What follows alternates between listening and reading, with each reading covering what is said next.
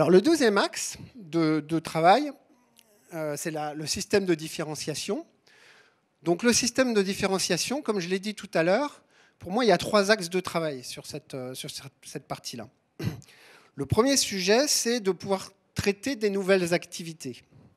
Alors souvent, quand on veut traiter des nouvelles activités, par exemple, j'ai cité les RH ou la qualité ou des choses comme ça, souvent, l'histoire est un petit peu différente de ce qu'on a traité par le passé. Parce que dans ces métiers-là, la maturité des utilisateurs elle est un peu moins importante. On n'a pas forcément non plus les mêmes enjeux, donc les budgets ne sont pas forcément les mêmes. Et donc l'idée de dire, je vais commencer par faire un business case et puis faire un cahier des charges et puis ensuite le réaliser et tout ça, ça va me prendre un certain temps, ben, ce n'est pas forcément très pertinent pour ces problématiques-là.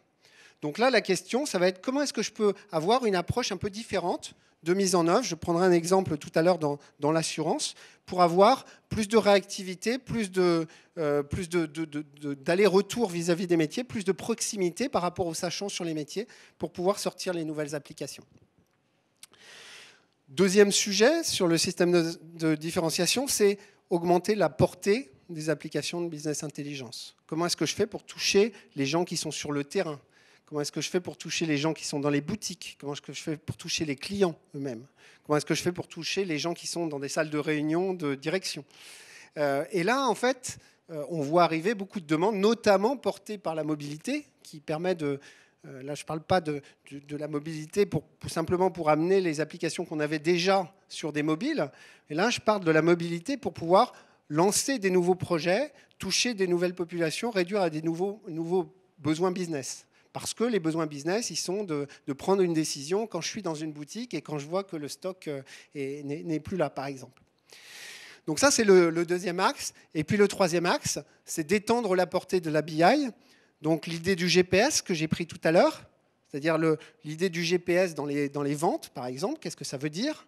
Il y a un sujet qui me tient à cœur, parce que je pense que les entreprises en ont vraiment besoin, c'est ce qu'on appelle le Sales Performance Management. Ben là, c'est un exemple typique d'application analytique sur lequel il y a une grande demande dans les entreprises et que la BI peut permettre de répondre. Donc il y a eu d'ailleurs l'année dernière des acquisitions, je pense par exemple à Varicent qui a été racheté par IBM sur ce sujet-là. Donc voilà. Et alors il y a aussi dans le même ordre d'idée toute la partie référentiel client, référentiel produit, etc. C'est-à-dire se dire ce qu'on fait bien en BI. Je fédère des données qui viennent d'un peu partout, je les dédoublonne, je gère leur qualité. Et ben ça, je veux pouvoir le faire de manière beaucoup plus large dans mon entreprise. Alors l'exemple que je voulais prendre pour le système de différenciation, c'est donc plus l'aspect couvrir de nouveaux besoins. Et donc ça, c'est une application qu'on a mis en place chez un grand assureur. Et donc leur problématique, c'était de mettre en place le nouveau système, le référentiel 360 clients, pour le marketing, et puis tous les systèmes opérationnels derrière, les systèmes de gestion de campagne, etc. etc. Donc qu'est-ce qu'on a fait? On est parti d'un modèle de données standard. Il se trouve que dans l'assurance, il y a un modèle qui s'appelle Accor. Et donc ce modèle, il décrit qu'est-ce qu'un client, qu'est-ce qu'un contrat, etc. Tous les grands objets métiers de l'assurance.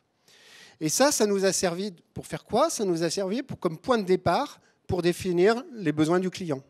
Donc on est parti des modèles, le client nous a dit « Ah bah oui, mais chez nous, c'est pas comme ça, donc ça, il faut le modifier, etc. etc. » Et par itération, et en travaillant par différents domaines, sur des sprints, ce qu'on appelle dans les méthodes agiles, on a répondu aux besoins aux besoins métiers du client.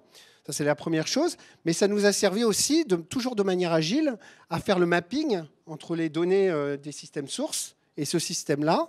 Ça nous a permis tout de suite de pouvoir voir les données et de voir s'il y avait des problèmes de qualité de données, etc. etc. Donc non seulement la modélisation, mais aussi tous les aspects intégration de données ont été définis de manière agile. Alors ça, évidemment, on serait parti d'une feuille blanche, ça aurait été très compliqué. Donc si on veut accélérer, vraiment mettre en place les méthodologies agiles dans le domaine de la BI, il est souhaitable de pouvoir partir avec des modèles prédéfinis. Alors on le verra aussi, je pense que certains acteurs qui parleront ensuite en parleront. Certains en ont, certains travaillent avec des partenaires pour les avoir, etc. etc. Et c'est un axe, je pense, important dans la BI.